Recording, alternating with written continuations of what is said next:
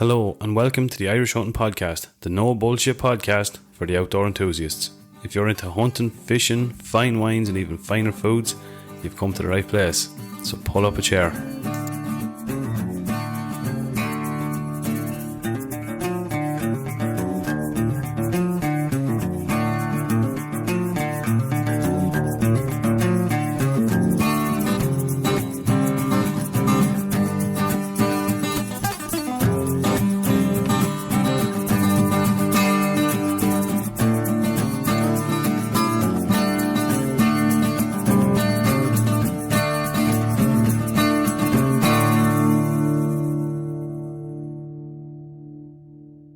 How's it going, folks, and welcome back to the Irish Hunting Podcast. On this week's episode number 78, me and Anthony bring you up to date on 1st November, how the clubs went, how we all got off, and the results of the day. We'll also bring you up to date on a couple of recent stag hunting trips that we took. So hope you all enjoy. And we're back. Here we are now, man. Change of scenery, man. I'm loving it. Yeah. Anthony surprised me earlier on with says, Ash, we might do I better turn my phone on silent and say we might come down to my place this evening. We've something planned. What a setup you have, man. You have some spread on here. Cheers, man. We've cheers. A couple of nice pints of stout here in front of us. Yeah, some job.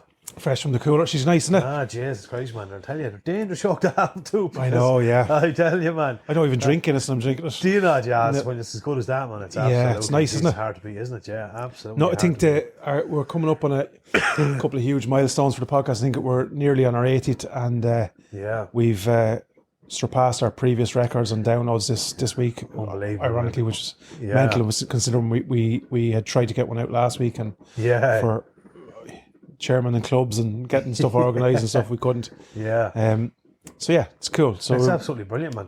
It's unusual, like with the podcast the way it's going, because we've been going.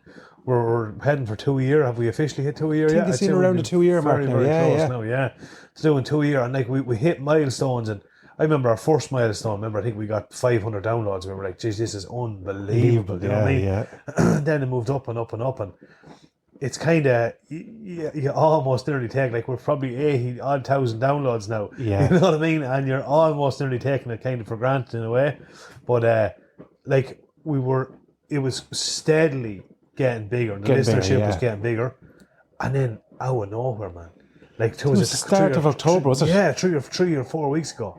Beat the Lord, yes, man. It just shot up. Blew up again. So I don't know what way exactly it works, or what caused that massive spike, or was it shared somewhere? I don't know, but it's I think our gig is probably, because I was looking at even the last couple of weeks.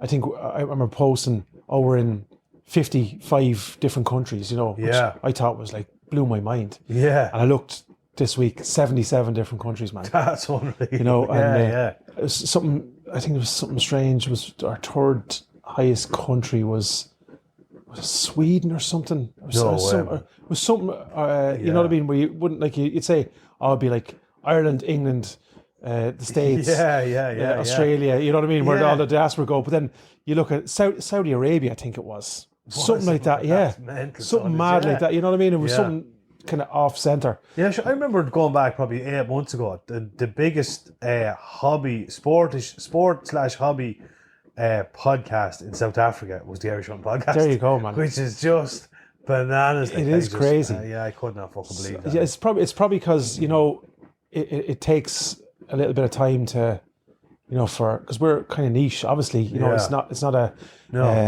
GA one or exactly. One Yeah. So it kind of relies on word of mouth and stuff like that a little bit, and obviously then we're restricted, obviously, with social media because of firearms and stuff, and so we're for anyone who doesn't know, like, our Facebook and social media doesn't climb in line with our downloads, which is because we don't get the same exposure. So when we share something, we rely on other people kind of liking it and sharing it and stuff, because the algorithms won't throw guns and hunting and shooting up as a priority. So it's like TikTok. I made a go at creating a TikTok account.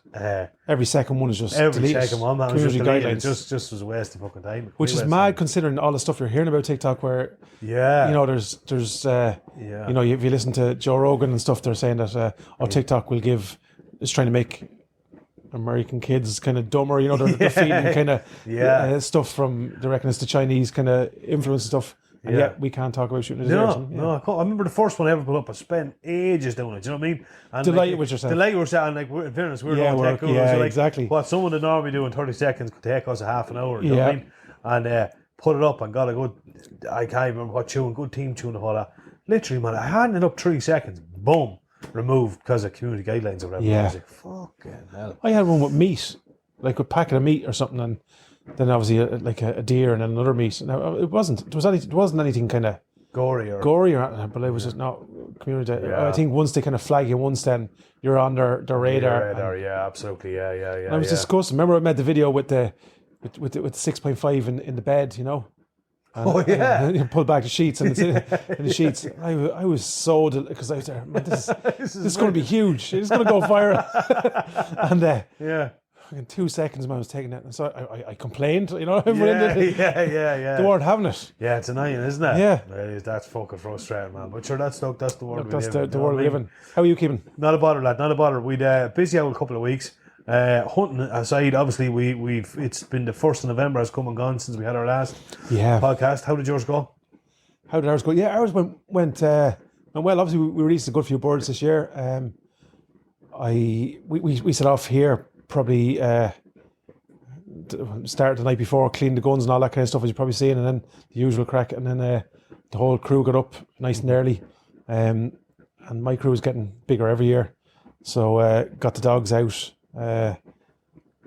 myself and Dillo and the 3 kids, and headed up to the father's place, had a quick cup of tea up there, and then we headed for the club. It was supposed to be slightly different. We were supposed to release a couple of birds just at the back of the father's place to try and keep because our club is, you know, it's kind of pretty much condensed there. So and everyone kind of converges on the same spots. So just obviously there's a huge crew, myself, the dad and the brother and stuff of us. So wanted to try and keep, you know, but anyway, wasn't to be. They chose to release them elsewhere. So we all kind of converged, and then we're up there and you're trying to pick spots then of which way to go, and you're looking over and you see another lad meeting you coming this way, so it was a little bit that way. But we ended up, what did we see, a couple of hens and stuff early doors, and then myself and the outflow went one way and Dylan and the brother went the other way, and the kids kind of split up half and half, and walked for a good share of the morning, and then I was just coming down to where we have a little bridge over one of the rivers, and I seen here's 2 heads come and meet me. So fuck, can't go out that way. So I turned right, heading out in for a wood, and to cut off a little bit of the roadway to go out to another field. So we had to go in through the wood. It was tough enough going, but it was handier than going the whole way back. And in the middle of the wood, obviously it was very warm. So there was very little pheasants out, kind of picking or grazing, you know. And right in the middle of the wood, I got one. I think I threw it up on one of the videos there in the shot cam. A monster of a cock got up, just to my left hand side, obviously in between bushes. So my aim for the day was to get my dad and the brother and Dylan a shot. That was my kind of aim. I didn't care but I was the only one with a shot at this bird, so I just have a pop at it, and on the shot cam, my first shot just slightly behind. Second shot had to go on the far side of the tree, and bang, the wings tucked in. You know, so tucked into the body and took a little bit of a nosedive, and then the wings went back out again. So there was a grain or two in them, and next thing, within a second, bang, I hear another bang out the far side. No way. So so that anyway.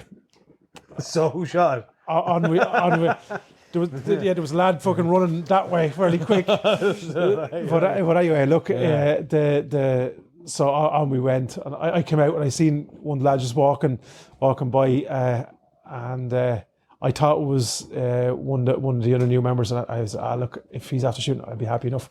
But anyway, on we went, and that kind of, I said, look, we're all kind of getting too close to each other here. You know, we're hunting the same ground. So I said to the crew, look, we'll head back up. There's a couple of beet fields behind the dad, so we'll head back up there. Loaded up, went back up. And I said to them, now, there's 2 beet fields here. There's not a pheasant in here. I'll be struck by lightning. Yeah. So we walked it up, walked down the first one, not a picking it. The beet was only maybe a foot in places. Yeah. I said it's slightly bigger down behind this one, so I went down. When I say it was bigger, man, the beet was up to my chest, up there. Oh, well, lad. Jeez.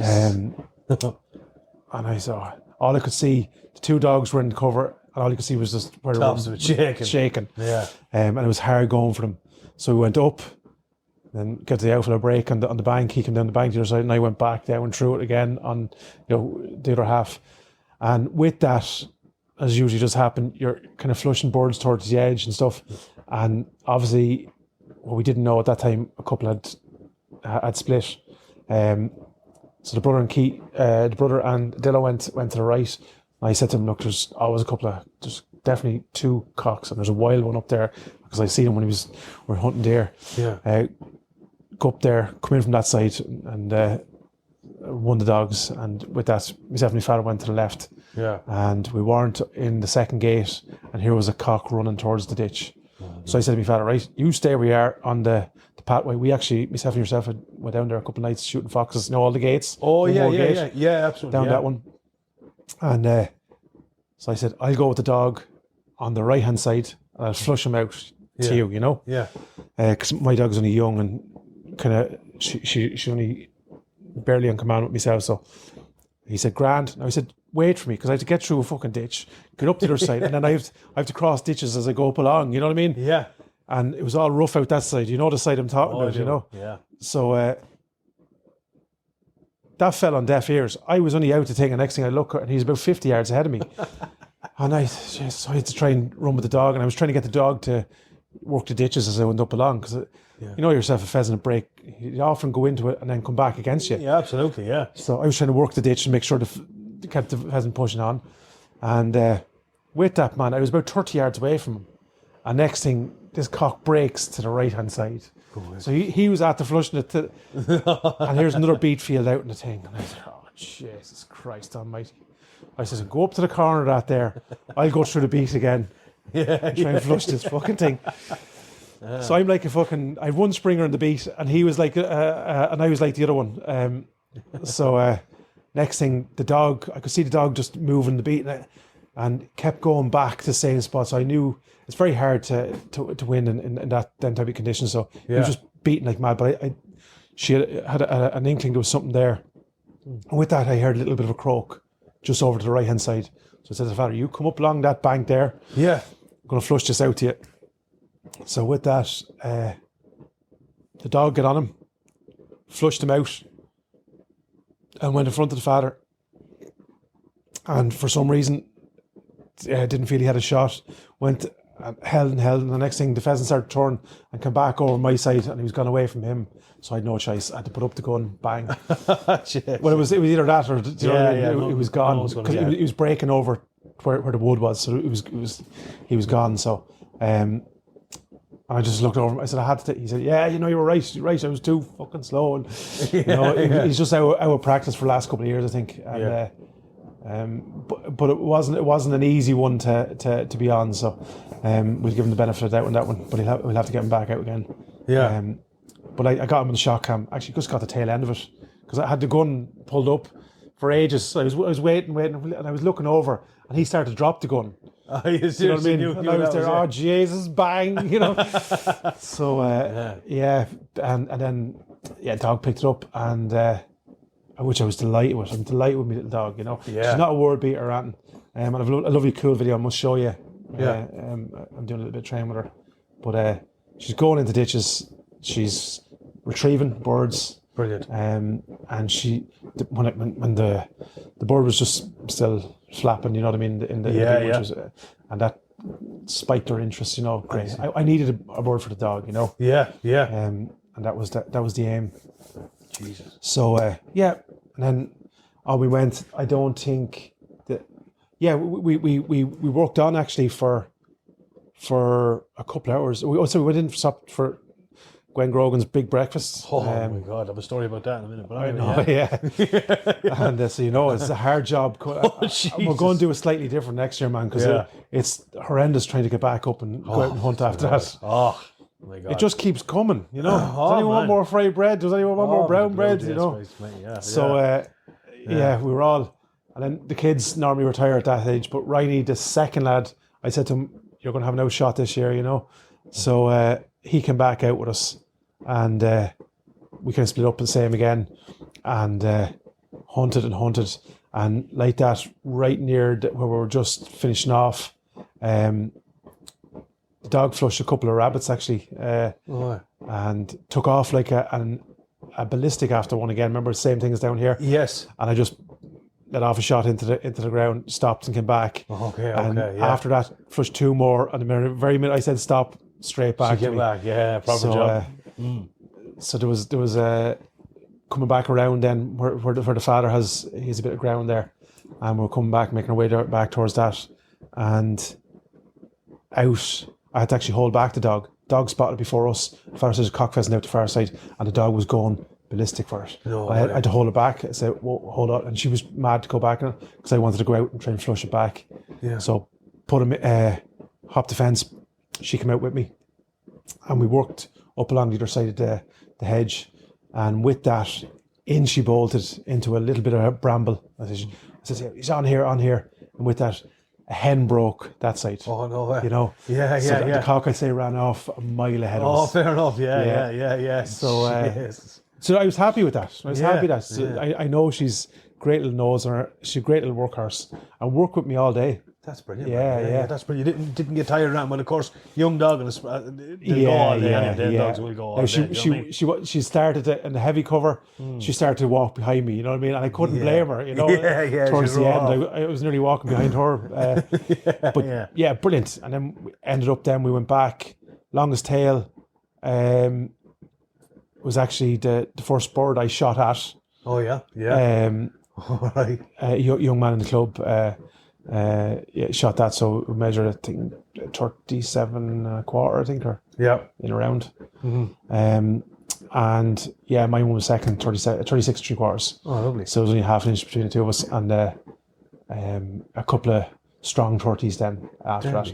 Everyone got a look or a pop at a bird. Yeah. You know what I mean? So that's all you can. Yeah, sure, that's what you want. Yeah. That's what it's all about. You know what I mean? A lot, like, first of it, like, it's, as I'd be saying to lads, it's a long season yet. Like, it's a long old Absolutely. season. So, yeah. And the weather is not really. No, it's not conducive to that kind of hunt, really. Sorry, before that, actually, obviously the before we hit Dylan. Yeah. We were actually, the father said, I said, there's a bit of shooting up here, you know? Yeah. And I said, they're only after cutting. And I said, if there's ever going to be a cock pheasant, I'm telling you that there'll be a cock pheasant out here. Cutting what, maize? It was just corn. Oh, jeez, you cutting it this late in the year? Do you know that, the cob, you know that? Is it maize, like? Maize, yeah. It's really tall, like. Yeah. Sorry. So you would literally have to cut in about a couple of days before. Yeah, it's super stuff that for holding birds, man. Oh, sure. Unreal. And because obviously there's a few old cobs thrown around, yeah. and they go mad for it. So, and the other says, well, you can go up there if you want. I'm not going another step. We've done something like 30,000 steps at this stage. Yeah. And I said, Grant, so I dropped him off home. And I said, Dylan. Stay with us. We'll be right back. Welcome to Untethered and Wanderwise, where adventure has no age limit. We're your co-host, Heidi Brandist and Nikki Amahundro, and we're here to inspire and celebrate women over 45 who are embracing their independence and want to explore the world on their own terms. Did he go straight home, did he? Oh, this is yeah. To get ready to go back out again. I was just wondering, I was saying VJs, right? Okay. So a quick shower and a bit to eat now. I think the rest of us weren't even thinking about eating. That's only lunch to him. But out top of the hill, and I came around the corner. Yeah. And up out about fucking 400 yards out into the field, the crest of the hill, I spotted this, and I said, there's a pheasant up there. Pulled into the gate. I said, Dylan, you go up that way. Yeah. And I said, there'll be one or two more up there. And I went up to the second gate, and I said, I'll come back and I'll meet you, you know. Yeah. So he brought the dog, up he went, and I had parked up at the second gate, and I was only hopping the fence, and I hear bang, single shot. I said, well, that's either good or bad now, you know. Yeah. Is it after? So, and with that, I start to make a beeline for the top of the hill, and with that, I see this pheasant breaking over the top. I said, oh, he's after fucking missing it. So I said, I go over to the left to try and cut it off, and maybe turn back, you know. Yeah. Just wanted to get me shot at the pheasant, you know. Yeah. But the pheasant went over the crown hill, and I don't know where he went, because when I get over the crown hill, all I met was that picture. No, with the I'm delighted. There was no tail on it, but he didn't give a fuck. You know? No, exactly, yeah. And another pheasant croaked just as the shot went off to the left, and so there was 3 pheasants in the field. But I didn't bring the gun even. I was just only a spectator. Yeah. So big moment. that was a huge. That's unreal, isn't it? Yeah. There's a picture in there on the mantelpiece. I actually have a lovely picture of him holding one of the first pheasants. It's probably the second season, maybe third season, maybe. But he was only a nipper. I'd say he was only 5, 6, maybe. Yeah. And he holding a pheasant in there, and that No way. thing, and I just side by side of him Now with his own one. That's great. That's brilliant, isn't it? So he has the bug now, man. Does he? He's serious? He's just mad to go back out and get another one. Are you serious? Yeah. Oh, So that's that's you know yourself. Yeah. Oh, we know all about it, Suzuki. Never forget them, man. Jesus Christ, they're the important ones. Yeah, tail or trophy or nothing comes in like that. Do you know what I mean? When it's the first one, it's unreal. You know. So we went up the roaches then and drank the night away. Presentation and great grub up there in Everton, man, and deadly, great crack. That's what you want. Plenty of crack. Yeah, shut that first one. We ironed out all the problems in the club. You know what I mean? Yeah. Oh yeah. Oh sure, man. The day after hours, lads were saying, even one lad messaged me saying, are we still doing that York on Friday? I said, oh, York on Friday. Remember the York we're not about last Friday? You know, we're going. I said, oh, jez, lad, I never even thought about that. No, say we're not. That was a great idea. That was a great idea. 10 points in. Oh, jez to say, yeah. How'd you start off? Yeah, no, it went well, man. Yeah, it was. So I've been away on holidays during the week. Back up, so kind of got back up Wednesday, so kind of spent Wednesday even Thursday sorting out the last couple of bits, picking up trophies, sorting out the last couple of birds, topping up feeders, all that sort of stuff. Met with a couple of lads, giving them insurance cards and the usual crack. Because their first year, gave all the farmers just a heads up, just reminding them. Yeah. You know what I mean? That, you know, if you see lads out tomorrow, that's why, and this, that, and the other. Just running through a few bits and pieces like that. So then Friday morning, bright and early, myself and McKeever got up and we decided we'd go after a deer first, you know, because we both took the day off, so we said, look, we'll make the most and we'll go for a deer first anyway, you know. And we of course, we don't have a dog, so we knew, look, the most important thing for me was to get the whole thing up and running. Yeah. So we said we'd go for a deer. We were on the go early. We were up probably around 5. We had a bit of a trek to go to get over where we were shooting, even though it is only in County Meath, but it's the real other side of Meath, you know. So headed over. The good side or the bad side of Meath? There's no good side of Meath, lad. There's no good side of Meath, lad.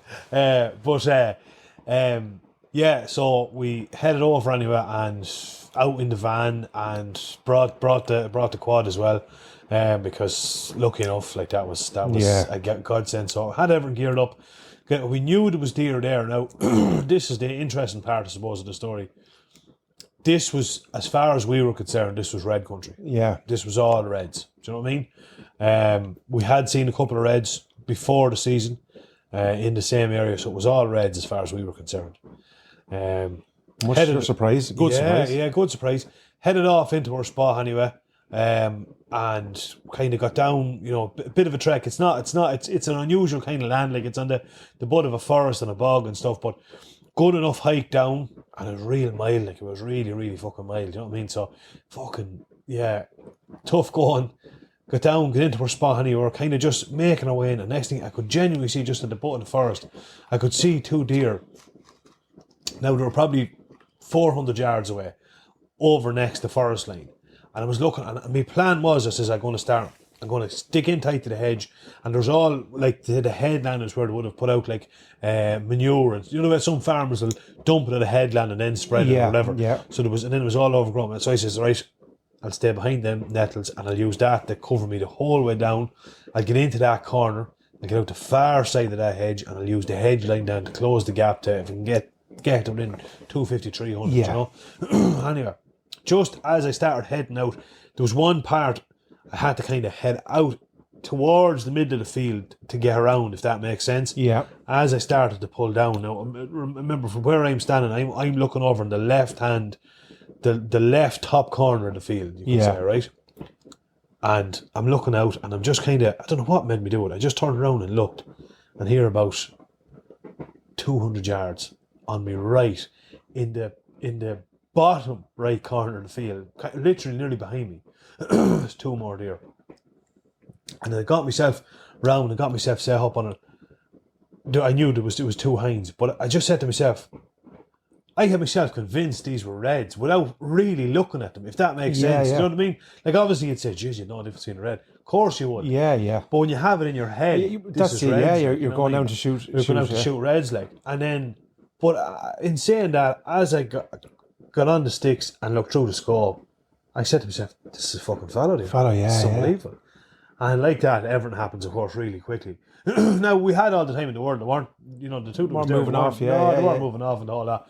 But anyway, we'd gone anyway, and most partly, my meat supply was out, so I said to myself, look at if I get Absolutely. obviously I would like me stag, but I said if I get, I'm going to come home with meat for the freezer anyway. So anyway, yeah, healed the hunt, about 170, I'd say, 80 yards.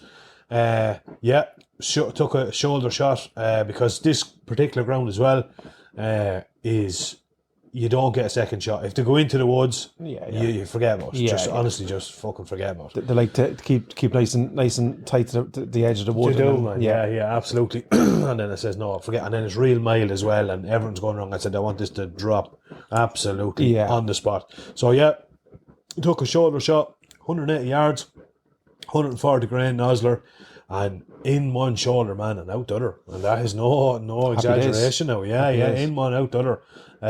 Dropped on the spot.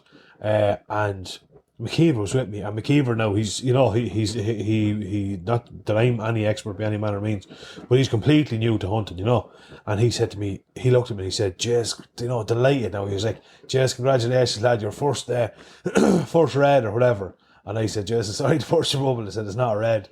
And he looked at me and said, I just wait to see you walk down. And he even knew, like, he doesn't do hunt deer. He knew straight away. Look, I said, what the fuck am I looking at here? I said, it's fallow. Deadly. And he said, geez, I didn't know it was fallow. And I said, well, that makes two of us, man. Did not know at all.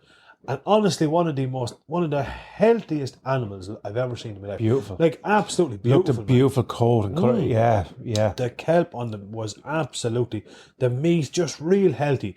Lots of good fats, supplies on them. The meat, the liver. I meant to say it to you, I took your advice. Did you? I absolutely did. And Brian Murphy will attest to this. I took the liver out. It was so funny. You want to see me trying to hang. I had Cooper with me, and I'm pity I didn't, because he would have dug in.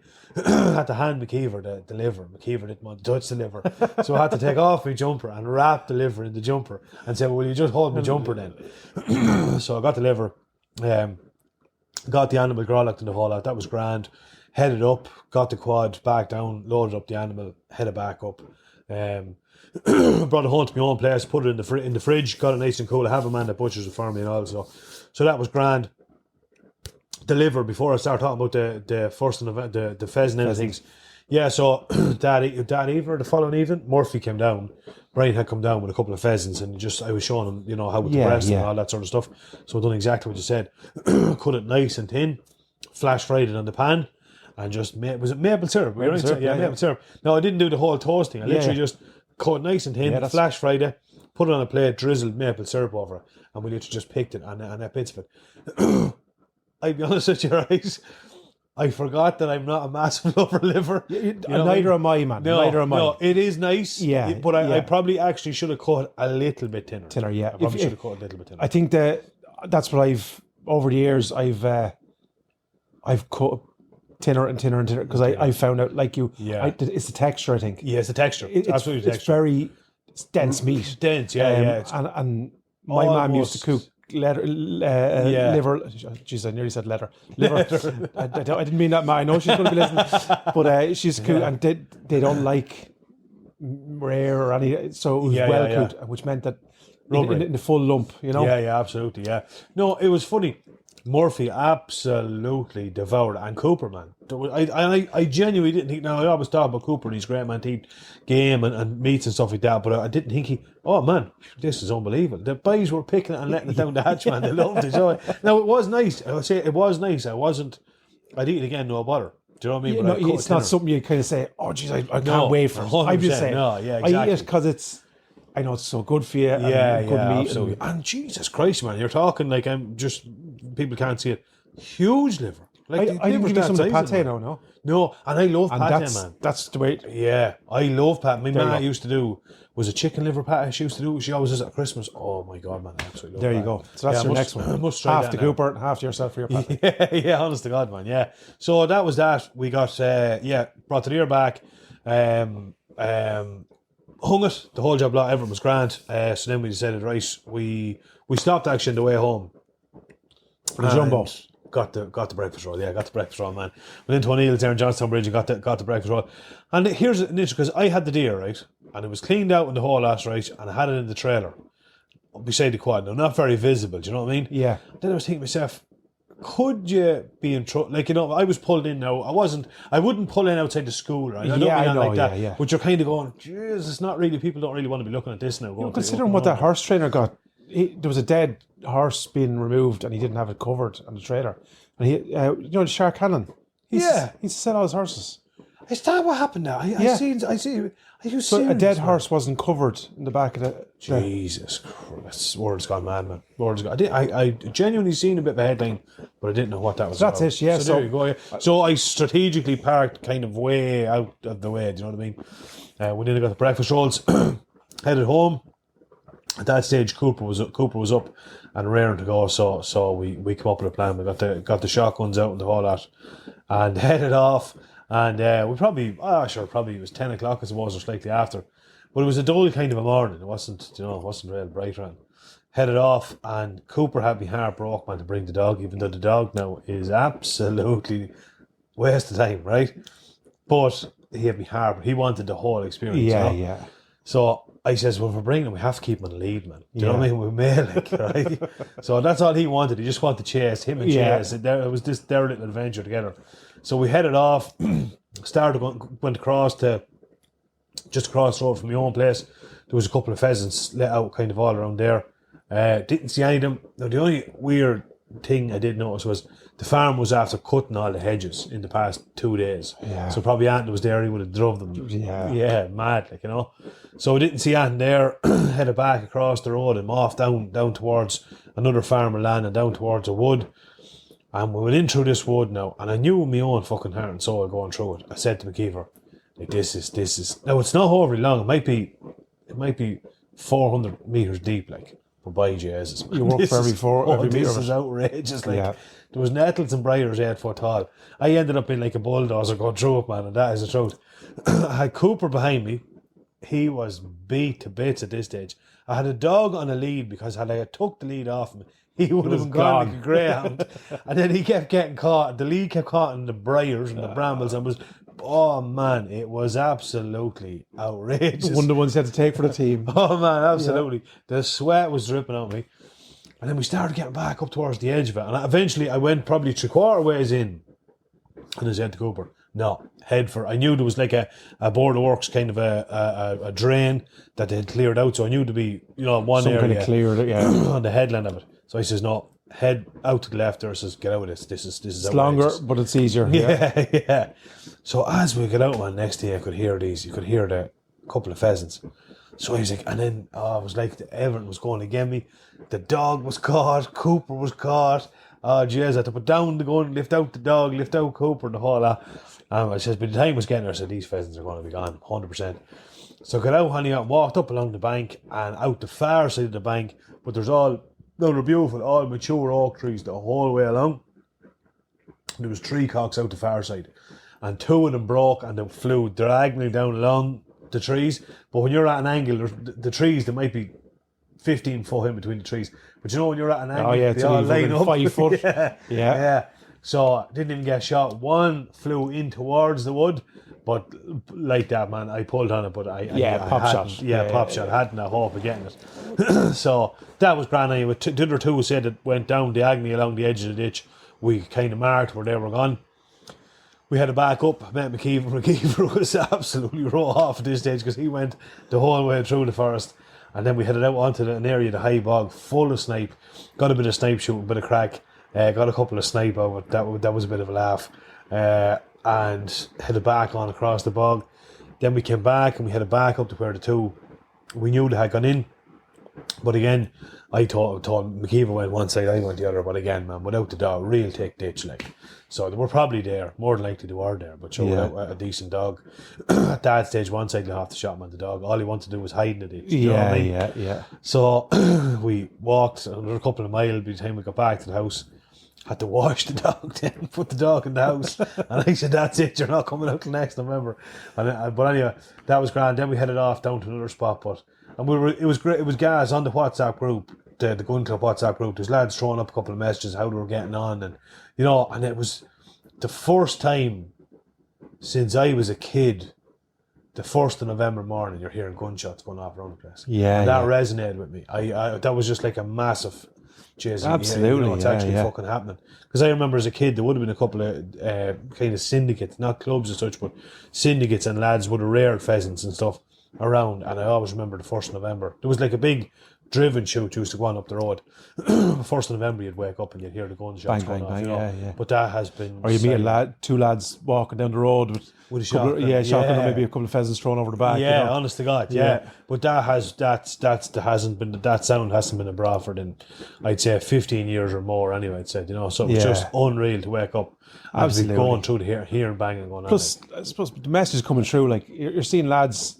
You've new guys who are shooting in the club. Yeah. You've older guys who are seasoned. But again, it's a fantastic moment, I think, for the area. For hunting as well. Absolutely. I mean, there's a new club after in a time where hunting is under pressure and it's not. You're not encouraged to go into school and take up hunting as a sport, you know. No, absolutely not. No, there's very, very little incentives there for young people if they don't have a family member that's involved in it. It's very, very hard for them to get you know what I mean, to get into it. Like, but yeah, it was one of those things. A couple of lads out. We headed off down into another side of the bog. Walked for we literally the morning yourself. I think we 30,000 steps on it. Yeah. We were absolutely raw off, and then. That was grand, and we met a couple of lads along the way, and then you'd be going along and you'd see a van and you'd know, oh, that's such a fella's van, we won't bother going in there, and you know, but sure, we did this. We were out for the day. Absolutely great. Home then, washed up on the whole lot, and I picked up McKeever and headed down to Bradford then for the presentation and stuff, and I was kind of nervous enough. I was like, jeez, I wonder how many lads would show up, or do you know what I mean? Lads would be tired and this, that, and the other. But jeez, it would be the full house, man. Like, it was absolutely unbelievable. And all the lads bringing in the birds, and like no more than that, I think any lad that went out got a bird, like, you know, which was brilliant. Like, it's cool. I specifically asked the lads to bring up the pheasants up to the pub because like that. Do you remember? I only remember bare glimpses of it where you know the measure would go on in the pub. Oh yeah. And you know, you'd see all the birds lined up outside or in the corner, you know what I mean? And I always thought that this was... do you know there's no picture? There's still some of the butchers over in England, you know, that have wild game hanging up. Yeah, absolutely, yeah. And that kind of warms me heart. You know what I mean? It's lovely. Do you know what I mean? Yeah, absolutely. And that kind of reminds me of that. And that keeps our way of life or our sport, whatever you want to call it, front and center. You know what I'm saying? Absolutely. It's not something that we have to, you know, hide. And you know, I know what we're saying with the trailer and stuff. Obviously, with blood, and you're after grollicking out an animal, you don't want to rub it in anyone's face. I know that. No, 100%. But I'm saying that, like, the 1st of November is our day. You know, absolutely. So, you know, we're in a flag bearing fucking world now. You know, why can't we wave ours? You know, this is our fucking thing. You know, absolutely, man. Without doubt, yeah. No, I couldn't agree more. Yeah, I thought like when we went to Bradford, same story. We were obviously doing the competition, and I told lads bring any board you're after shooting. Same story, and we got great pictures of them lined up in the bar, and do you know what I mean? And like that, like you'd a good few of the locals coming in and. They were just like, Jesus Christ. And like that, you were saying, lads, they're saying, jeez, I haven't seen that been done in donkey's years, you know? Yeah. And then they'd be telling you stories about years ago and different lads, and, you know, it was great. And then we did a couple of the younger girls and stuff, that one was working in behind the bar, and her mates came in, and, you know, they were walking in and seeing all these pheasants on the ground. And she, you know, one of them just remarked, like, I've seen some strange things in my life, which she says, I've never seen that, you know what I mean, in a pub. But isn't that cool, man? Doesn't that open up the conversation? Like, because, like, probably similar to that, a couple of people have asked me, you know, what would you do with that now? What would you do with the pheasants? Yeah. I'm going to eat it. Yeah. Well, you wouldn't eat that, would you? And how would you cook it? And then slowly but surely, then, you know, another couple of drinks, and then they're saying, and is it nice, you know? And would you eat it often? Yeah, you know, they're still thinking about it. Yeah. So at least you're getting that conversation going, you know? Absolutely, man. Without a shadow of a doubt, yeah. I just couldn't believe it. I was nervous now, not saying anything, because we'd put a good bit of effort into it. Now, just more than that, and I just wanted I knew I wasn't going to, realistically, I wasn't going to get any pheasants anyway. I don't shave, I don't come on the whole year, but I said I just wanted to get up off the ground, and every lad, you know, because they all paid their membership, and every lad had a great time, man. They absolutely had a great time. And then the conversation starts flowing, and a few pints in, and lads, and the crowd, you know, there'd be lads, you know, because I wouldn't know a lot of them well, like, and you'd be kind of, you'd be thinking of what lads sussed, and then you get a few pints and you go, just know he's great. Yeah. And of course, it's all a feeling out process, you know. Everyone doesn't know what their game is until you know what I mean. Yeah, absolutely. And in fairness, one thing I'll say, we've talked plenty off air about your club and stuff. Plenty of lads, nearly 99% or close to 100 as you're going to get. Willing to muck in and get playing, and that is all you can ask. Oh, man, absolutely, you know? Without a shadow of a doubt, man. Like they all done their part. I have to say that, you know what I mean. They really did. And then, like we'd one lad, our local publican, you know, he's a member of it, and he'd just be a busy man, and he kept up his side of the bargain. And he said, well, I'm not going to ask you to go down feeding birds and stuff, but I said 1st of November we'll be down. Make sure and look at. But and out come chips and cocktail sausages and gouge on the wall. Yeah. You know what I mean? So that was all done. Yeah, done our longest tail competition with a couple of. It was gas because we'd one lad that we thought was going to be the clear winner. And then we did another one came out of nowhere, a surprise one, and we're saying, you know, there was a big chat going on. Jeez, who will get it? But anyway, David Riley was the man. He got it. His bird was 37.5 inches. Now it wasn't up. I'd say it wouldn't have been one of this year's birds, but it was a bird that was shot on Gun Club ground. And it was on a bit of cover crop that was sowed in one area of it. Smashing bird, man, absolutely smashing bird. Yeah, you know? absolutely. So that one at 37.5. We'd a couple at we'd another one at 36.5. We'd another 35. We'd a couple of them thereabouts. The one of the junior members of the club, his first year shooting, he got his first ever pheasant as well. Brilliant. Which was a huge thing.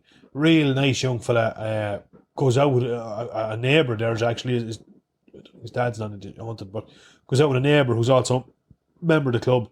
He brings him out. He was there the first day building pens and the whole job lot, and he went out and he got his first bird, which was absolutely brilliant. Like, absolutely brilliant, yeah. Two men in our club got their first pheasant this year, you know. That's brilliant, yeah. And that's you know, deadly, yeah.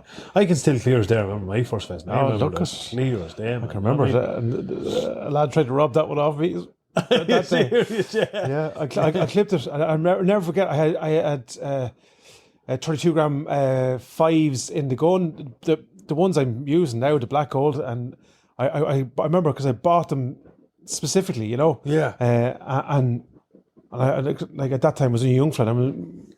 I had a whole pile of expendable cash, and I was out there getting the gun and the new pair of boots and stuff like that, and you'd be fucking, you know yourself. And I remember I put up the gun, a bird got up in front of me, and I bang, and next thing I see it drop.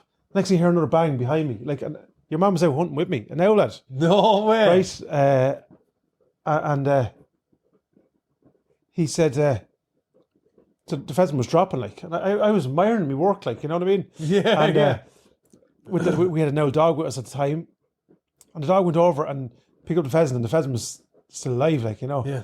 And I went over.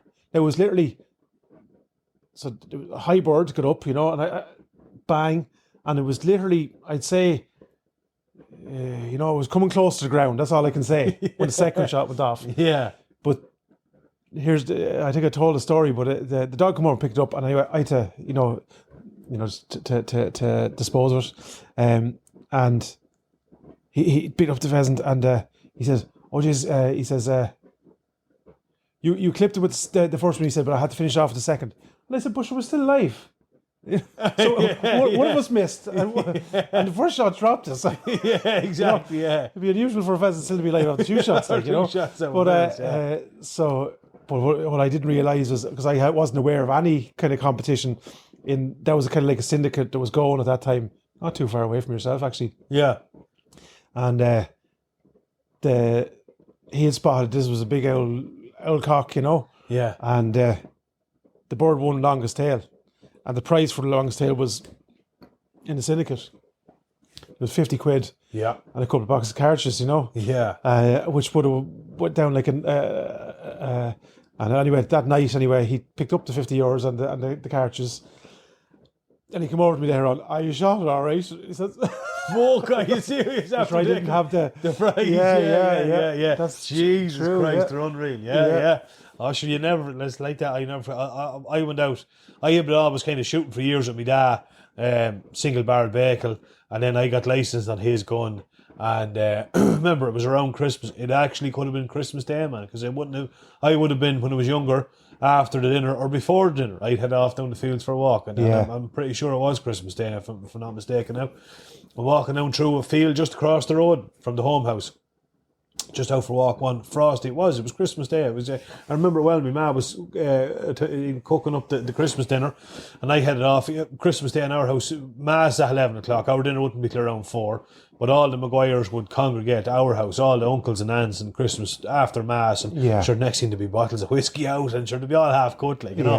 Yeah. So anyway, I went up and got the gun and a handful of catches and headed off across the field and walking out. I would have been big into shooting rabbits and stuff at the time, but walked out across O'Connor's and the back of what they call Ox's Hill, and just walking along, man, and I'd no dog with me or nothing. And the next thing I would know, over tufted feathers, up gets this pheasant, and I nearly died, man. I had the gun open, closed the gun, pulled it around, bang, and single barrel. So you only had one going anyhow. But Jesse dropped on the fucking spot, man. I couldn't believe it. I was thinking, I couldn't go home quick enough. And you're like, you know, when you think about it, you're the cock of the walk, man, walking up the road, the shotgun over one shoulder, and the pheasant in the hand, you know. Absolutely. I was absolutely delighted, so it was, yeah. Yeah, I remember that as clear as day, man. Probably no tail, I can't remember that end of it, but that's delighted. what I think gets the bug going. I think funny enough, we're talking about, you know, say Dylan's first one and so on, and he said to me, you know, how long would you have went now if we didn't, you know, get the one? And I said we would have went until we got a pheasant. And, you know, that was it was because that field, there was a couple of hundred acres in that field, and then there was another couple of hundred on the left. So it was either you got a pheasant or it was going to run out of light, and that was the way it was going to be. Yeah, you weren't naturally going to give up anyway. Absolutely not. Yeah. But on saying like the and I know it's kind of a conflict in interest or a conflict of emotions, I suppose, for some people. You know, obviously you're killing something, and then so much joy comes from it. But until you kind of experience it, you don't know. No, it is that man went down there the other night. He butchered his own pheasants. They're in the freezer now, and they'll be next week. They'll be in Goujon's, and that'll be another huge milestone for all the years he's traipsed behind me. And probably wondered, what the fuck am I doing behind this fellow? Either a no dog or a bad dog or both. But and that kind of makes it all worthwhile. And then on top of that, going back, I think I was telling you, I had the week before, the bank holiday Monday. Mm-hmm. We were just having a look at it before I came in, but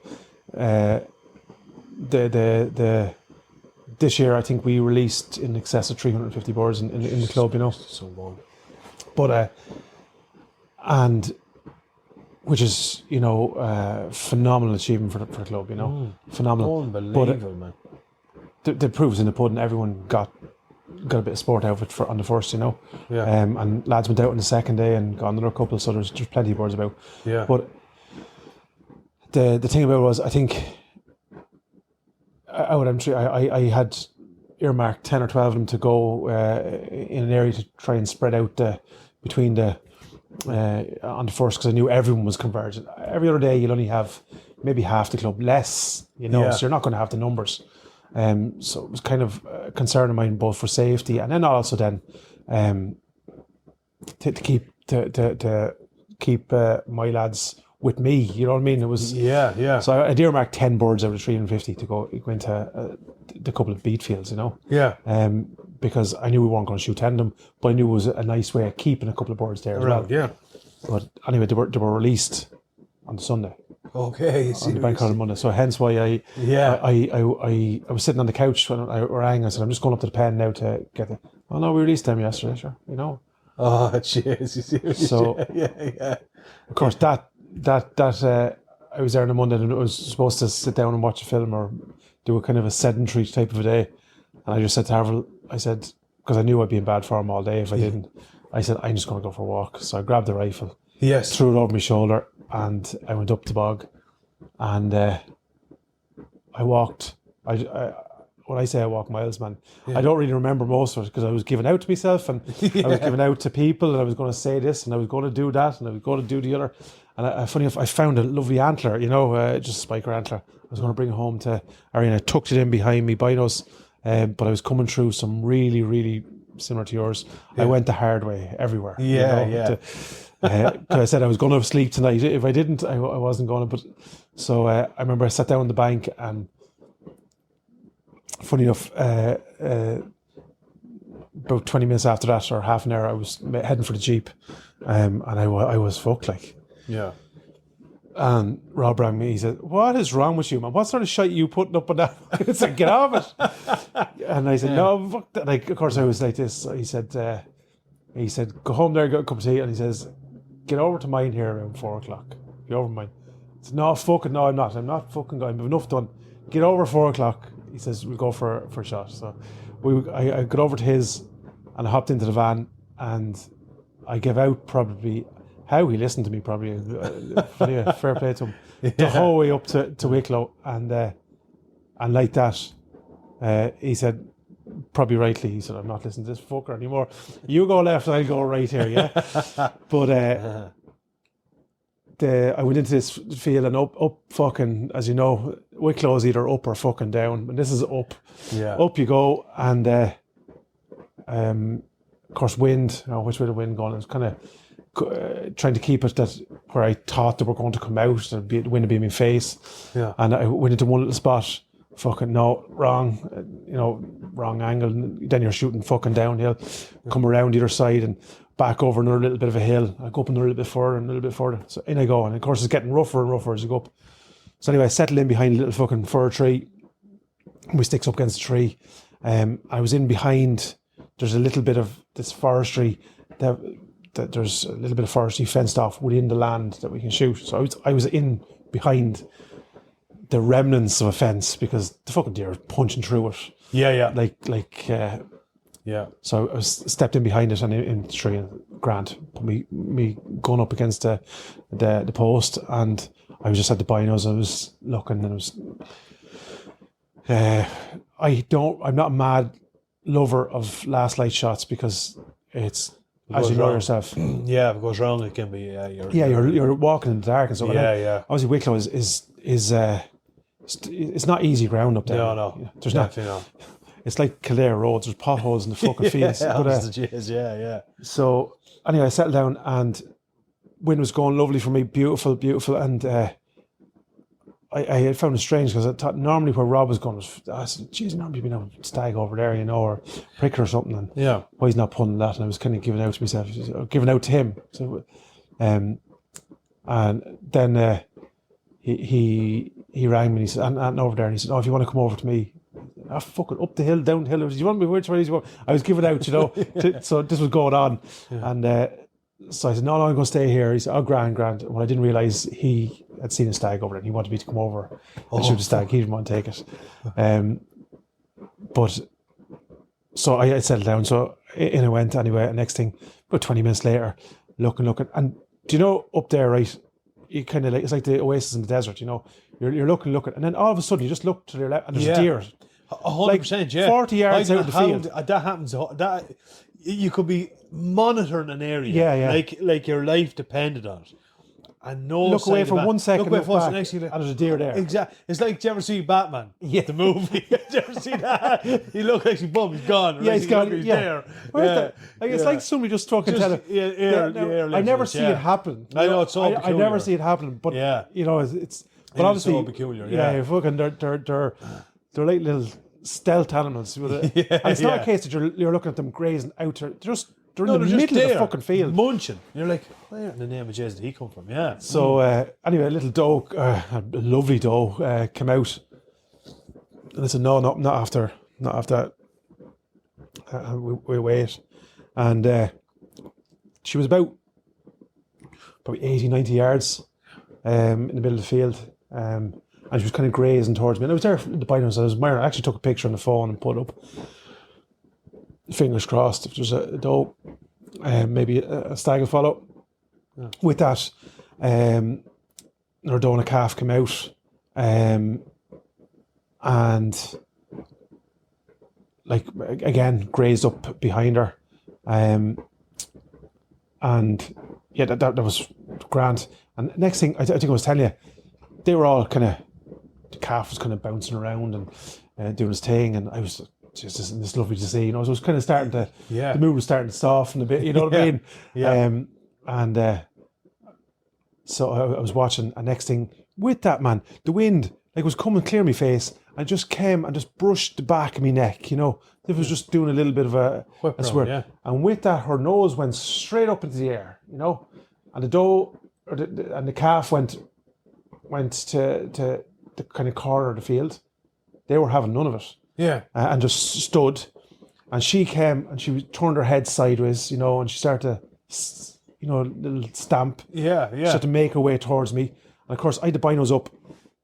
I didn't want to put them down in case, you know, a little glimmer or something, you know. Yeah. And the sun was just setting, so you know what I mean. You get a little glimpse in the glass or something. So I was there like rock solid, and next thing. Kind of the wind changed a little bit, and she started to veer off to me right, and then back again. I could feel it brushing again, this back of my neck. Yeah. And actually, she came in within 5-6 meters of me, man. I'm not messing. And I was just looking at her the bino, and I couldn't put down the binos, and I could see all I could see was her big eyes and head, and fucking as fucking clear as me, and you are here now. And I couldn't move it. And next thing, the others start to whistle, you know, as if to say, "Will you get away from that Egypt in the fucking the fir tree? I can see her from here." No, you know. But so I thought me even was over. So she kind of started to kind of back off. Next thing she bounced off. I said, "Oh fuck it." The other one was after whistling now. That's after alerting everything. That's me evening over. She bounced, but next thing she just happy enough. She started to graze back again in the middle of the field. Of course, she wasn't too with no calf at foot. They tend not to be as alert. I find anyway. Yeah. So she wasn't kind of. Whereas the other one was probably more protective of the calf and so on. Yeah. So with that. I was there, oh fuck, that's fucking my luck now, you know what I mean? Yeah. And then down in the corner again. Next thing, about 10-15 minutes later, and I'm running out of time now. I probably have half an hour, 3/4 an hour till last light. And the calf and dog comes back in. I said, geez, that's strange. Fucking where the fuck come back in after whistling and bouncing off. Yeah. And about another 5-10 minutes after that, a fucking doe races into the field. Now as if there's something, a poker up her arse. I was like, I know what's going to follow here. Yeah. I'm glued to this corner then, you know. Yeah. And with that, I seen these antlers coming through there was like kind of break in the hedge and bounce through and the head up. And I have to say, right ladies, who's getting them worse? I don't mean which one, but former RDQ. So I couldn't fucking believe it. Down the binos, up the sticks. then, of course, the sticks, the sheep wire fucking fence, I hadn't thought it right through. And, of course, light is starting to fade now. So, and my eyesight is not fucking perfect, as you know. So I was like, oh, fuck. And there was a fence post, so up on the fence post with the rifle. And I'm shooting down into he was my side of a mound, if you get me. So I went back up, so in kind of a valley. Yeah. So I was waiting until he came down off that into the kind of the trough of the valley. Yeah. And he was kind of doing a little bit of grazing on the top, and then he comes down, makes his way down, and he was every now and again he was doing his fucking strut, you know, and they'd run off 2 or 3 yards ahead of him, and waited down, and I could see his big thick black mane on the underside of him, and my heart was. Yeah, my watch actually start beeping, man. My heart. Oh, man, mine just be shocking. Mine just be shocking. You nearly can't breathe. Your heart's just going bum, bum, bum. You can hear your heart in your ears. You're there. Oh my God. Because I had completely. I had said this was the last thing that was going to happen. That evening, especially the fucking day I was after having. Yeah. So with that, put up the rifle and waited, and he had kind of come in. I was telling you, there was kind of like. Bits of kind of grass, but the gorse or the bracken has kind of half started to fall off. It's gone brown. So kind of like tufts of it.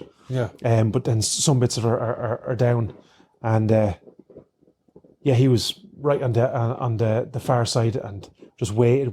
He could just come over, safe shot, lovely backstop, and I went. He just had started to put down his neck just to start doing a bit of grazing, and I said up at the bang, kind of lower neck shot. He was broadside but slightly angled towards me, so low neck in through that and just tipped the top of either shoulder. Didn't puncture through now or anything, but he just disappeared out of scope, and I think he probably stumbled a yard or two. Lovely. And of course then I just waited, scope in case pop back up again. Wait. And then I'm horrendous. It's not too bad in the day. Rob will tell you probably I mark stuff pretty well in the day, but last night I'm horrendous at it. Yeah. Because you're picking out a tree as a marker in the day. Oh yeah, I'm heading towards that. Yeah. But then when you come through a fucking fence, then right, which fucking trees everywhere? Trees everywhere, you know. Yeah. And you're after changing your point of. Oh man, do you know what I mean? Here's your brother. I'm the worst, especially when it comes to foxing. Like at night time, I shot him over here. And mountain times, man. You're going. You would think he's definitely around here, and like you're 100 yards in the opposite direction. Jesus Christ, you know. Yeah. So I had the rangefinder with me, and it was bouncing between fucking 220 to 256. You know, so I dialed in for 230. And I was pretty confident. I don't know where anyone has that. When you have to try and press your rangefinder, and the little square in the middle, as you're pressing down, it comes down. You know, so you're hitting fucking underneath it. Or you know what I mean? So 100%. 3-4 times, and I said, I'm confident enough. It's between 220. So I went. I was happy enough. But anyway, I knew he was. I knew by the. I didn't even chamber a second round because I knew it was a clean hit. I knew he dropped out of scope. And even though I was sitting waiting, nothing came back. So grand, into the fucking fence. I actually had to go down about 5-6 yards, which is probably what fucked me, because there was a little bit of a hole where I could get through. Back through. And then, of course, when I came out into the field then, I was up there. Where's my tree? Yeah, that must be it. And I went up, and it took me fucking half an hour, maybe more, 3/4 of an hour. Yeah. And of course, the light's dark then. Or the light's gone. And you're there then, and you're walking through fucking bracken, and then you're starting to panic. Oh, jeez. Yeah. Did it run away? Did you know what I'm saying? 100%. Yeah. So it took a couple of times of walking back to where I kind of knew roughly I was, and I was looking back, I think that's it. And I went back up, and with that, I kind of nearly stumbled on it by fucking accident. I was going behind him and to the left. Yeah. And for some reason, I just flashed the torch over, and here I just seen the antler peeking up. Oh, lovely. Lovely. So, yeah. Lovely 8-pointer. Yeah. And it was I wouldn't have shot anything else that night. Do you know? Yeah. Do you know what I mean? Beautiful. And what I didn't know, as I said, Rob didn't hear the shot. He was only probably as the crow flies, maybe 500-600 yards, a bit more maybe. Yeah. No, about 500-600 yards maybe away. But didn't hear the shot. Funny enough, and like I know a couple of times you've said to me the bang out of my yoke. I don't find it when you're behind the gun. Yeah, maybe so. Yeah, But funny enough, when I'm in front of, like I've often said that, like when I'm not in front of somebody's gun, but you know, if you're up closer to the muzzle. Yeah. Do you know what I'm saying? Yeah, I've, for sure, I've said about his yoke, but then he's often pulled the trigger, and I've said I didn't hear a bar of it. No, yeah. But funny enough, and you would think, but I think that there's forestry and there's valleys and stuff. Sound, Kills sound a bit, but he had said to me that he was on a stag and didn't pull, and I was and I said, man, why didn't you? Because you need to get a stag. Man. You need to get a stag. Yeah. He was over the moon, and happy days, man. Funny enough, I was thinking back as you do, like what went right, what went wrong, and stuff like that. And just loads of stuff that goes wrong on hunting. The wind changing, I think, went to my favour. Yeah, because there was obviously a stag over there, and when the other doe whistled, probably alerted him. He was mad for the jaunt, for sure, and they had obviously gone towards him. So for once, it worked. Fucking something worked. Yeah. You know, and that thing will not work at any other time of the year. You know, no, for sure. Just will scare everyone. But I remember going places, a couple of years ago, and up where there'd be a lot of sea cat and like that. Do you know what I mean? You're facing into 45 minutes of a hike, 2 minutes in, squeak. I just thought, and 90% I would still walk up and around, but you're waste time. No waste of fucking time, Just when you're standing there and where that's been looking at your mount there, like it's absolutely beautiful air painter, real nice, symmetrical, gorgeous. There's one thing I think it's probably every lad that's hunted or done that in life. There's always one decision you made, you look back and you're constantly kicking yourself for. And mine would be the first ever stag that I ever shot was one of the, you've seen it in pictures, one of the nicest air painter seekers you've ever seen in your entire life. Like, I still have the two antlers, and you can put them side by side. This fucking thing, for all I knew, would have been a gold medal. Yeah. And what did I do? Got a hacksaw, cut the two antlers off, and cut them up like an eek. Because I didn't at the time. Trophies meant nothing to me, or doing the mounts. I knew absolutely nothing about it. It was the meat. And I was new with stags. I was going to get you. I have pictures. Tell you what I'll do is I'll post on our Facebook. Everybody can see it for the crack. But sir, and I'll show you the remnants of the fucking antlers. I think we probably through 2 years of the podcast, my hunting is such a far cry from 2 years ago. In terms of my thought process towards it, and even I said I have no interest in trophies and stuff, and then. Now I'm, like I was out last night. I could have. I told you I seen 4 red hinds last night, and a calf. Debatable. There was 2 calves, but definitely one. I don't know if it was the same one twice but like that. There's an old stag, as you know him, after up there. And he wasn't too far away from me last night because I heard him. Are you serious? Yeah. Fucking went up and coming near last night and like that, come out into a field and out at the edge of the forestry and out grazing, and like that, I wait. I said, well, normally over and stuff. I said, I'll just chance it here. Wind was coming out in the into the field. Yeah, and I was kind of on the backside. And next thing I heard is just a single grunt, and a cow. Sorry, reverse that story. A fucking bull over on the left-hand side of the field let out a grunt, and my stag answered. That is a true story. No way, man. Yeah, just fucking absolute. In the, we call it the Badlands. Yeah. It's I've went through it a couple of times and it's horrendous. And he was right in the middle of that. No, I think I know where that is. Yeah, yeah. Jesus, I could hear him clear as and with that, the hinds all looked over their shoulder and put their head back down. You know what I mean? I knew he was there. I knew he was there, and and I could have pulled in 3 or 4 of them. But, yeah. But like that, just changed. I'm after, and I put up pictures of of the young stag up there that I could have shot 3 for, and beautiful, like a fucking monster of a thing. But for me now, I have meat in the freezer. Yeah, I'm after yeah. just I will say one thing. You have changed. absolutely. The more to myself. Yeah, yeah. You know, if that had been a couple of years ago, there wouldn't have been a picture Yeah, would be yeah. the last thing, you know. The picture would be when the stag was on the ground, you know what I mean? Yeah, But exactly, They you know. have, man. Look, I would still be able to, like, I don't just I absolutely love trophies nice to get, but I would still be the meat. The meat is the big thing. Absolutely, I, yeah. you know, I really do love that side of it.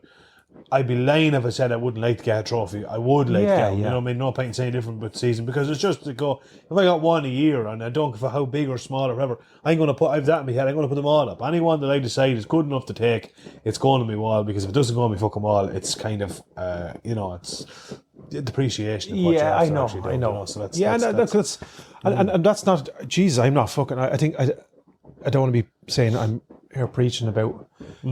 You know, I don't agree with lads going out and shooting. Of course, out. yeah, And I will Yeah. if there's a lovely spiker and I've no meat in the freezer. Absolutely, I'll fill the freezer. Yeah, But I've of no course. interest in selling it for money or No and interest that type in of stuff. that. No. And again, I've nothing against lads to do that. But I've just no personal interest in that. Yeah. And so for me, it's meat and trophies. Yeah, That's it, man. absolutely, yeah. No, for sure, man. And my trophies are my Absolutely. memories. Yeah. I've started to my wall in there, and they're a kind of a, I don't know, maybe it's getting older as well. Like you get kind of I look at each one of them and I know where I shot one. Yeah, and, you know, yeah. I can remember the story behind it. 100%. So yeah, on. yeah. Just thinking, was it this time? Did I memory come up? Was it this time last year we were in Hungary? It was. Pretty sure it was, wasn't it? It was, I think man. memory come up. Yeah, I think we were there this Yeah. time last year. Yeah, honest to God, What a that's quick mad. year, dude. Honest to fuck, man, it's mad, isn't it? It's crazy. It doesn't seem long about going. Yeah. Funny, Yeah, I it's long told you the thing that Janis was telling me over there that the stag is considered the king of the forest, obviously over there, and the snipe and the woodcock are considered the queens of the forest. Yeah. Yeah, That's mad. The hell they is say that? boar hunting. Ulyanshi told him boar hunting's like the cake, Okay. and snipe is like the cherry on the cake. No way. Yeah, That's yeah. mad, isn't it? Yeah, it's mad. Yeah, So, so like- that's class. And we're funny. That's the lovely shooting as well, as you rightly pointed out there on your hunt. But I think kind of a change this year in terms of the knowledge. You probably over the last 2 years we've been over there now, obviously, but you bring back a little bit every year. Yeah. You add to your kind of, and then you start to see, oh, that's the way other people are doing it. Wonder could we adopt a little bit of that? Yeah. I don't want to get to a stage where you have to pay huge money to shoot. No. But I would like to see probably a little bit more of what would you say? And this is from my perspective now, not from anyone else's, but everyone else wants to do is their own. From my own perspective, it's just probably the restraint. So, and don't get me wrong, man. When I have an animal in the scope, I haven't shot hundreds of animals. Oh you no, know? 100%. Yeah. So yeah. it's not a case that I've shot somebody that I just but I am most definitely, you know, because the finger will be on the trigger, you know. I'm saying, am I going to regret not shooting this fella? What if somebody else shoots it and so on? But now I'm of the look. If somebody else shoots it, maybe their freezer is not full. You know, so, absolutely, man. 100%. Yeah, definitely. Yeah, and it's gas as well. We had actually, it was our last one. No, obviously I'll have a good few now next week, but we done a roast. Now, I love my roast, man. I do. It'd be my pick of them. You know what I mean? I love a roast. But we done a roast here last week or the week before. My wife done it, and slow cooker. When she put a little bit of a beef stock in the bone. Sweet Jesus, man. and then it's a roast. Oh my God. Yeah, Still on the bone, slow cooked, but it was absolutely good. Now, I swear, genuinely it was. Yeah, The yeah. whole lot of us, man, used the beef stock and the juice then to make the gravy. yeah. Oh my God, man. It was, and then that was like, literally, that was, so I know I'm saying about the food, just to reiterate that point, that was the last one, and sitting Sunday evening with the belly full, man, after an unbelievable feed, I was like, right, need to get more meat. Yeah, Do you know what I mean? yeah, And and that that's- was for me, it was like, right. And there's let's something get really going. cool about that, man. Being able to get up off your arse and say, yeah, I'm going up to get Yeah. my meat, you know. Yeah, for and there's sure, something yeah. really cool about that. And as you know, I've 2 freezers full out there. Yeah. and I'm blessed to be able to have them, obviously. But Yeah. I've had venison.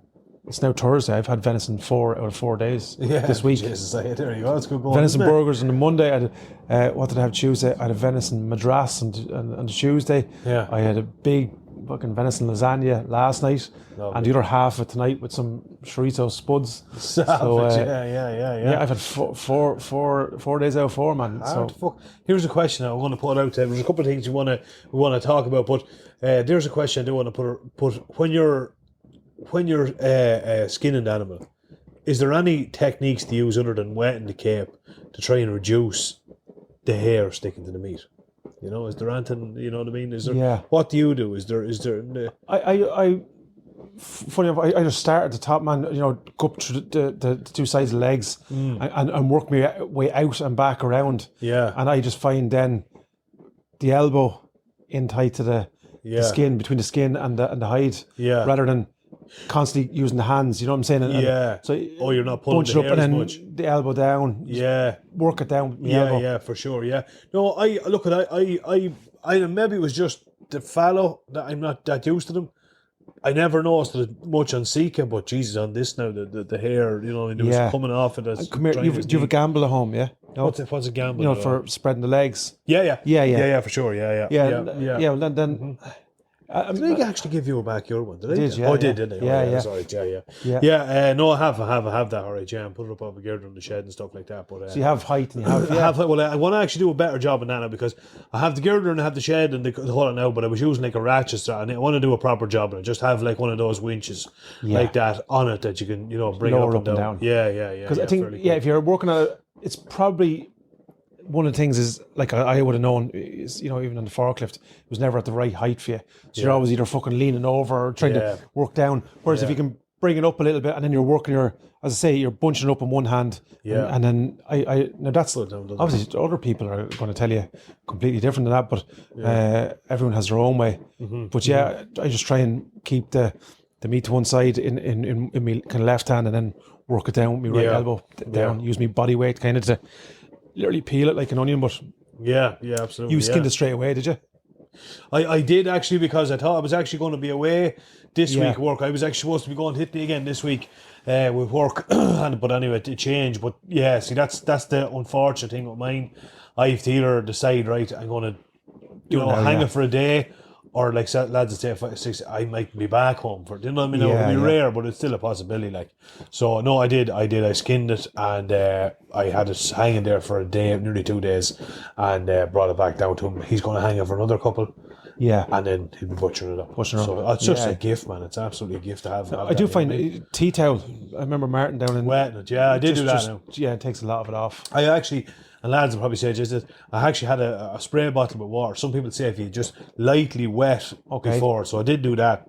Don't know if it didn't made much of a difference or not. You know what I mean? I'd probably say that. Yeah, because you find, kind of sticks the hair to it. Yeah, probably, yeah. No, I just kind of, the cape, I don't know, I think I've seen it somewhere, but anyway, look, it wasn't too bad anyway. It's not, we got, but I ended up getting just dry kitchen roll and just rubbing it all down off, and it stuck to the roll. Yeah, grand. Yeah, it wasn't too bad. Look, a bit of, most of that, like, your silver skin and stuff, anyway on the outside, it will be coming off. Yeah, 100%. Like, it's not going to be...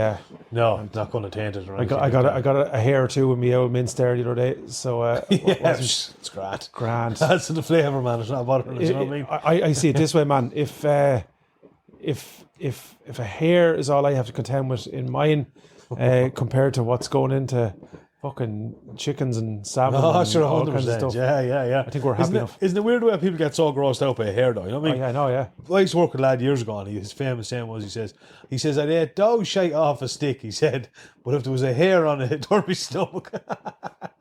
I just thought that was a great one. That sums it good for you up, That sums it up. Jesus yeah. Christ, that's all you're worried about, for fuck's sake. But yeah, sure, look at that. Come here, plans for this week. You're heading back out on the weekend. Yeah, heading back out on Saturday morning. We're heading up to Wicklow, myself and Ross.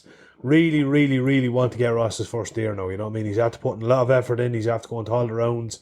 He's after investing a lot of money in it. Yeah. And now look, he hasn't been out a ton. You know what I mean? It's not like he's been going out and he's ended up empty-handed. He hasn't been out tons, but I really want to get him his first deer this weekend. Good. We've open season now, so you know. And then there's a friend of my brother-in-law's is home from Australia, big into hunting, big clay pigeon man.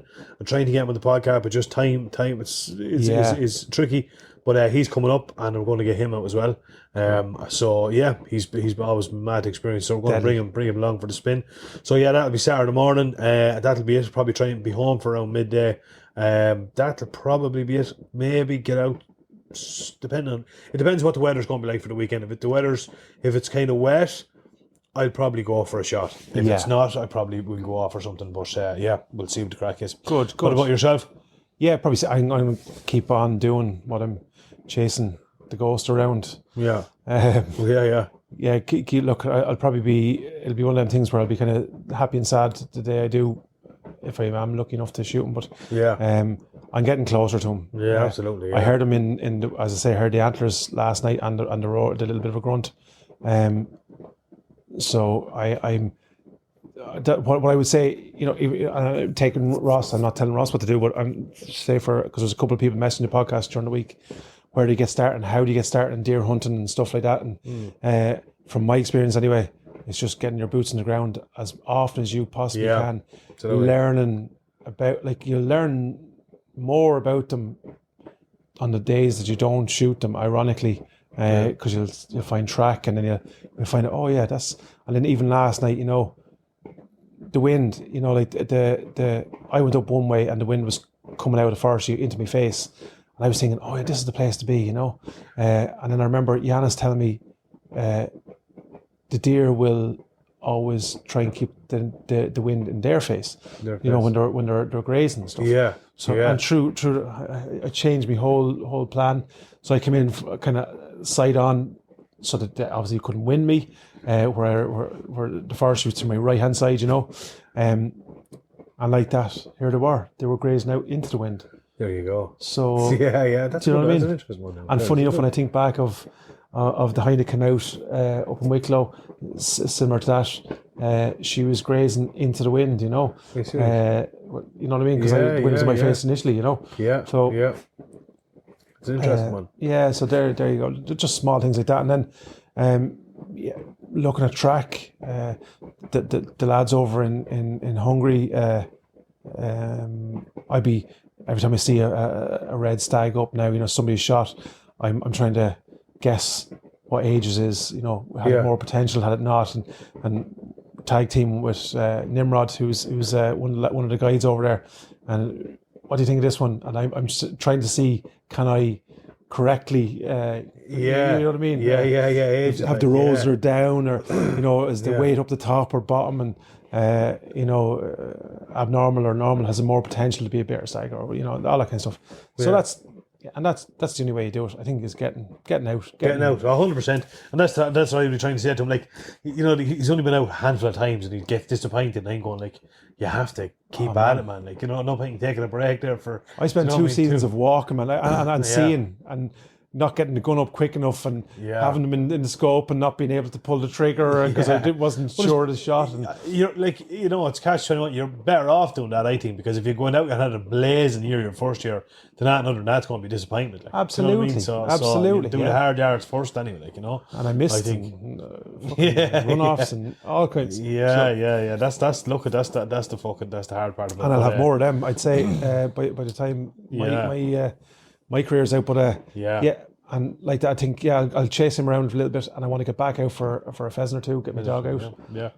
Seen any ducks at all? I think it's just not wet enough at all, is it? No, there's not really much further, like where I'd normally, now there wouldn't be a huge amount of duck here, and duck shooting wouldn't be my familiar. I wouldn't know huge amounts. Pheasants, rough shooting would be kind of my thing. But I anywhere I used to go where I thought to be a couple of duck. And there generally will be, you know, you might see a couple coming in, or because most of the ditches I can walk through most of the ditches here. Yeah, it's unreal.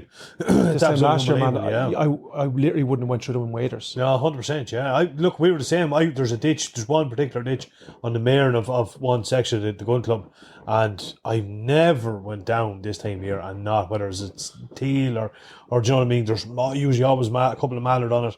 We'll get up, and I don't know if I've ever went down and nothing's got up on it, except this year. And you're looking into it going, geez, it's completely overgrown for stars. Yeah. Because a lot of the vegetation are still growth out. Like, Yeah. it was 19 degrees yesterday, like, which is bananas. So yeah, it's weird. It's starting. Now, that can be a good thing. things. I'm presuming then they're more condensed. And I'm pretty sure there's lads having great shooting somewhere. Yeah, in some places. Because they have to go to the water. But, probably is. Yeah, absolutely. Yeah.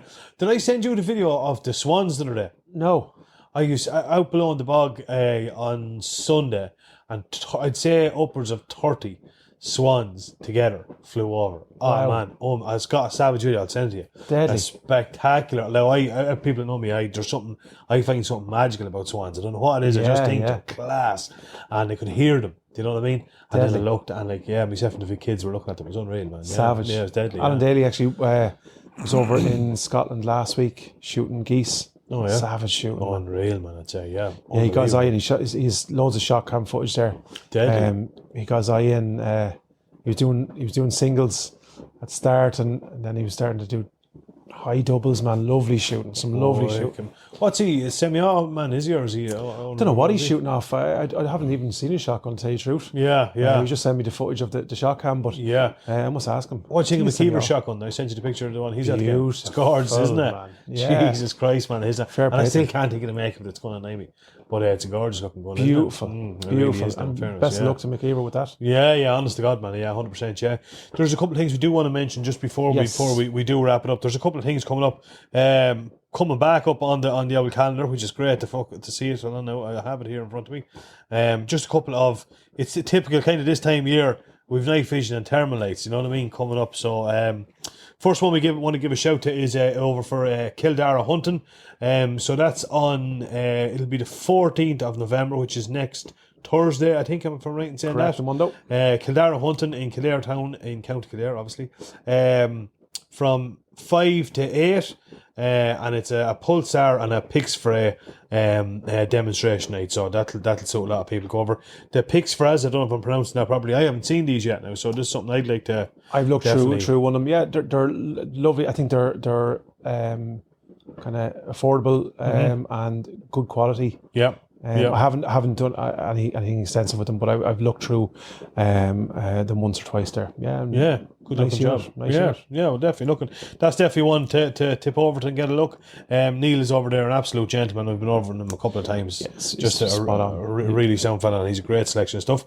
Then the next one, moving on from that, then is on Wednesday, the 27th of November in Wild Hunter in Athlone, and again it's another Pulsar and Pix Fray demo. Even we were down at one. Was that 2 years ago? Yeah, that was one of the first things we did. Yeah, absolutely. That was a Pulsar even as well, wasn't it? Yeah, that was great. Absolutely brilliant. So I presume it's the lads from Thomas Jacks are going to be. Yeah, probably John, and I was actually talking to him just yesterday, but I hadn't mentioned anything about that. But sure, he wouldn't be. I have one, so he's not going to be able to sell me another one. But yeah, absolutely. But, he might sell me one. You wouldn't know. There you go.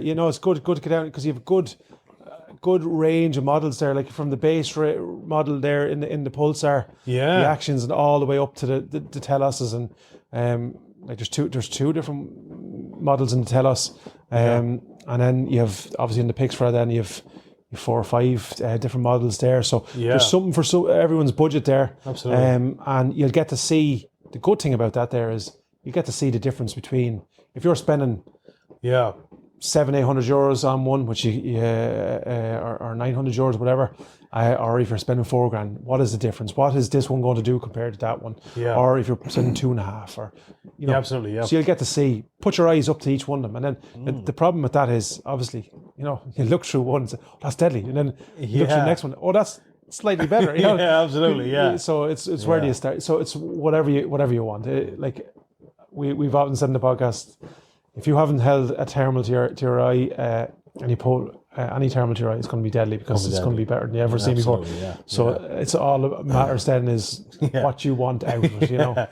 Get the cheapest one, put it to your eye, and then convince yourself there is no other one. There is no other one, yeah. That's the only I'll one be you happy. get. And if anyone ever asks you, do you want to look through my one? Say, no, I'm happy enough with this one. Of me, I died in for this one. Yeah, exactly. Yeah, no, 100%. Yeah. No, look, there are going to be two interesting ones. We'll certainly try. And just trying to think here now. Next Thursday, might try and get over to Kildare hunting. Actually, see what way you're fixed. Yeah, we'll have a little peep at that. Might be Yeah. able to get over to that. Maybe Might do that. That might be a go. Yeah. So that's the kind of couple of things that's coming up there now at the minute. And we'll have to suss it out.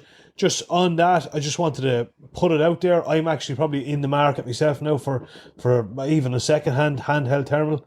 Myself, the infrares are all gone back. So yeah, I'm easy. Something I'd like to see. So if anyone knows anything that's going, it's out there. Good money, and maybe I might go new either. I'm looking at Pulsars or Pixrays, Lemke's, Thermtech. I'll have a look at any of them. Yeah. Absolutely. So if anyone knows anything that's going, in good nick and in a good spec of a unit, absolutely. We did say the Hickfish. That's one we haven't. We haven't. Much, and funny enough, I think isn't Shane O'Neill? He's rep for is he? I don't know. He mustn't have great confidence in him if he hasn't sent one up for us to demo. Come on, Shane. Yeah, I know what's going on there, but we would have been nice. It would actually be nice to because we have actually never get back. Honest to God, yeah. Well, we have actually been asked that question a good few times, and we keep meaning to. Yeah, it's just the one we haven't actually. Yeah, absolutely, yeah. And I think they're on the they'd be up there competing with the likes of Pulsars and stuff. So it'd be interesting to see. Yeah, absolutely. We'll have to have a look and see. I wanted probably next week. I never thought of it this week. It was on the top of my mind, but I want to try and do a little bit of a review on a cool little shooting stick. It's has a Davros head on top of it, but has 2 feet, 2 legs rather than the tripod. Okay. So I've been tipping around with it a little bit. Oh yeah. And it's a really cool for probably people who don't like either the tripod or the quad sticks. Yeah. And it's a really, really quick. Funny enough, when you get steady on the tripod, I can see myself probably if my tripod gives, this will be the way I'll probably go. Okay. Yeah. Okay. Right. Deadly. Yeah. Now it depends on whether you like that. You like to put a bit of downward pressure on the back side of the gun if you get me. Yeah. Or if you're confident enough that you hand up and you're happy enough with one stick. Okay. Because I know a lot of older lads would shoot only with homemade one single sticks. Oh, and absolutely. Stuff. Yeah.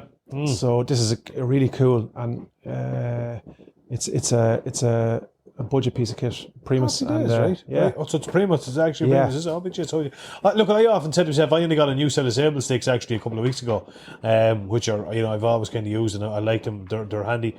But I always said if I was going to go, and at the start I wasn't a big fan of them, but I wouldn't rule out going for a Primus, depending on the rifle when my next rifle with the Davros head and have a balance that I can stand away from. Yeah. Because I think that ticks nearly all the boxes then. Yeah. Sort of way that might be a way to go. But look, we'll have to suss out. There's still tons of stuff we need to just. It's been that busy. We don't want to.